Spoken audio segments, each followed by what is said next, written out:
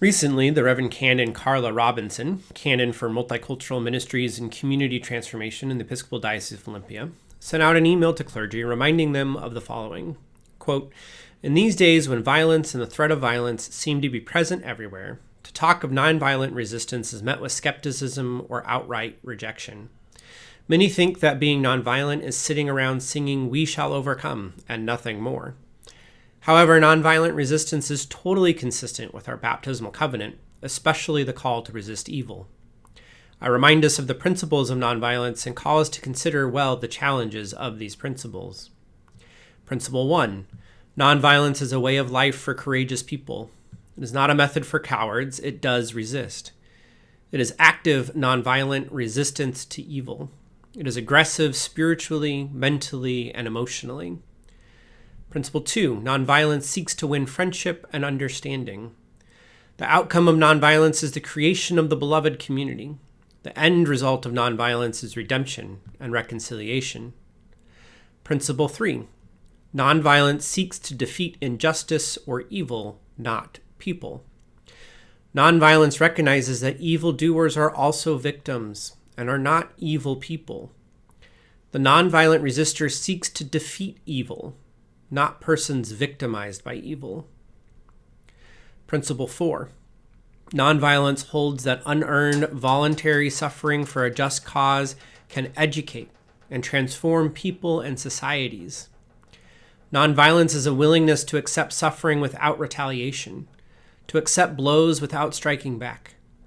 Nonviolence is a willingness to accept violence if necessary but never inflict it. Nonviolence holds that unearned suffering for a cause is redemptive and has tremendous educational and transforming possibilities. Principle 5. Nonviolence chooses love instead of hate. Nonviolence resists violence of the spirit as well as the body. Nonviolent love is spontaneous, unselfish, and creative. Principle 6. Nonviolence believes that the universe is on the side of justice. The nonviolent resistor has deep faith that justice will eventually win. Nonviolence believes that God is a God of justice." End quote. The reality is, the Church has been actively engaged in this work for generations. Whether during the Civil Rights Movement, when white clergy and lay people of the Episcopal Church put their lives on the line to march in solidarity with Black Americans, including Black clergy and lay people of the Episcopal Church, which included also the martyrdom of Jonathan Myrick Daniels, a white Episcopal seminarian who gave his life protecting a 17-year-old Ruby Sales, who would herself go on to be a legendary civil rights activist. Or whether it was standing with the water protectors of the people of the Standing Rock Sioux Preservation. Or right now in Minnesota, standing with the citizens of the Twin Cities against the acts of empire infringing on civil liberties. The Episcopal Church, in particular its clergy and lay people, will show up to offer true resistance in order to protect the most vulnerable in our communities.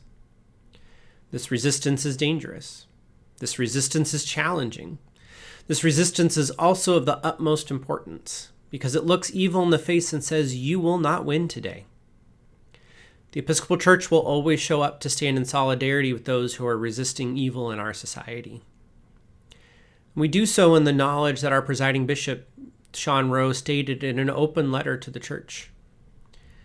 This is God's call to the Episcopal Church now, and it's not an easy one. In the United States, we no longer live in a time when we can expect to practice our faith without risk. We are confronting what vulnerable communities of faith have experienced for generations. Our right to worship freely as one church, committed to the dignity of every human being, has been curtailed by the fear that too many immigrant Christians face when they leave their homes. Peaceful protests, a right long enshrined in the Constitution, are now made deadly. Carrying out the simple commands of Jesus, feeding the hungry, caring for the sick, visiting prisoners, making peace, now involves risks for the Church and grave danger for those we serve. As Christians, we must acknowledge that this chaos and division is not of God, and we must commit ourselves to paying whatever price our witness requires of us. In the coming years, our church will continue to be tested in every conceivable way as we insist that death and despair do not have the last word. And as we stand with immigrants and the most vulnerable among us who reside at the heart of God, we will be required to hold fast to God's promise to make all things new, because our call to follow God's law surpasses any earthly power or principality that might seek to silence our witness." End quote. This is our call as followers of the way of love that Jesus Christ has left for us.